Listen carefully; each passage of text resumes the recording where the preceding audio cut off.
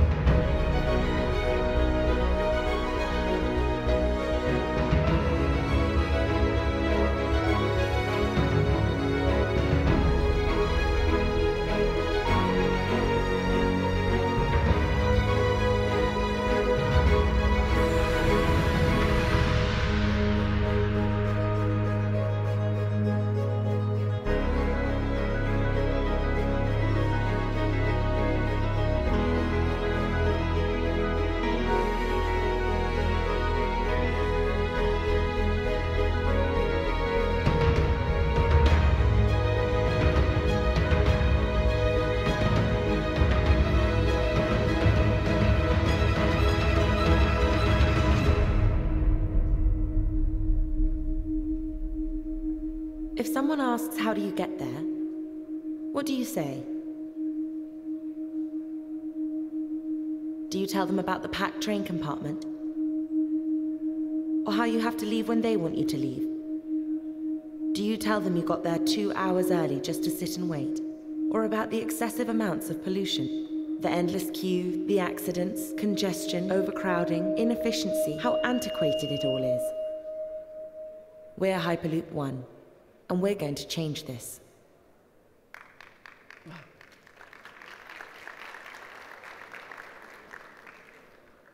So you've all just seen now that Hyperloop is a reality. It's not a thing of science fiction. And it's happening now, and it's happening right here inside the UAE. So what this is going to do is transform businesses as we know it, as we change the rules of inventory finance. It will allow economies to thrive and grow. It will allow communities that were once disengaged by distance to form new cultural and trade bonds. And most importantly, this technology will affect the lives of every single person in this room, no matter age, race, or net worth. Very good. So I just give you a quick background about who we are as a company. As I said, 2 years ago, we were 4 people inside of a garage. And today, we're roughly over 350 people coming from some of the top engineering and design firms in the world. We have 3 campuses spread across the US, with our 4th opening here in Dubai in September. We have our innovation campus in downtown Los Angeles, where we do our early engineering and prototyping. We then move out to our Metalworks facility, which is the first full-scale Hyperloop pod and production facility in the world. This is where we do our next phase of iterations before we blow them up to full scale. And then we bring them out to our facility in Nevada, where we do our testing and where the first Hyperloop system is being built and will be tested in the next 45 to 60 days. Here was our Propulsion open air test that we did last year. This tested our motor system, and we hit an acceleration of 187 kilometers in 1.1 seconds, receiving 40 billion media impressions, the 2nd most watched video last year.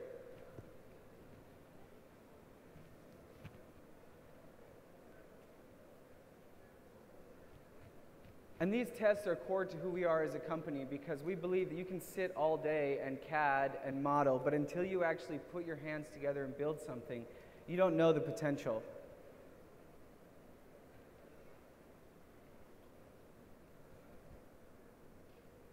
Oh, well. So let me tell you a little about what Hyperloop is. We operate inside of a tube, which we remove the air from, which creates very little friction and very little drag. We have a pod that's completely autonomous, which removes the operator error responsible for 80% of accidents today in transportation. We use an electric propulsion motor which drives and brakes the pod, which is also incredibly carbon neutral. And we're completely on demand, so you leave when you want to leave. You don't wait around, you don't have to buy a ticket, you show up and go. And in comparison to other modes of travel, we're higher speed, moving at roughly 1,200 kilometers per hour. We're one mode that connects it all, so from the moment you leave your home to the moment you arrive at your destination, it's one seamless passenger experience. We have zero direct emissions, and as we continue to innovate as a company, we'll produce more power than we consume. And lastly, we have far less construction costs, and we build out at roughly 40% less than the cost of other modes of transport. One of the biggest things about Hyperloop is that it's packetized travel. So I want you to think about what we do as physical broadband, but instead of sending data, we're sending people in very small packets directly to their destination. So you'll see here, if I want to go from Etihad Towers to Dubai Airport, that's roughly a 12-minute journey.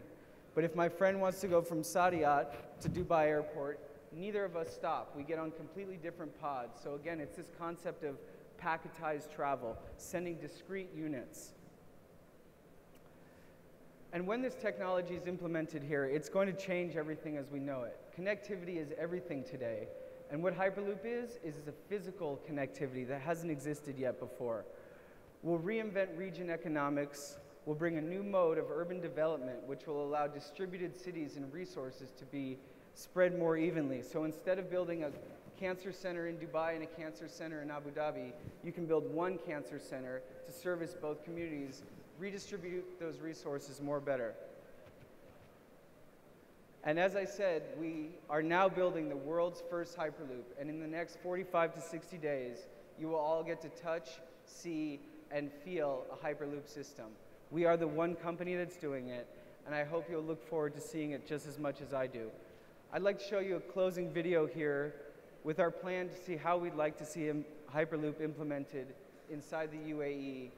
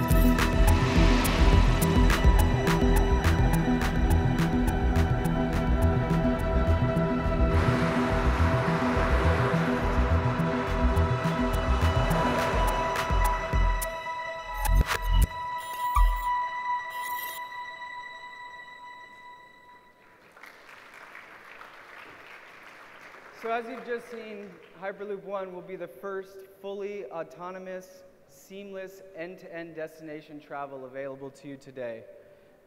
And I'd like to say, the UAE is a startup country, and Hyperloop 1 is a startup company. And I greatly look forward to continuing our joint vision of executing on this plan and transforming the lives of every single person in this room. Thank you very much for your time.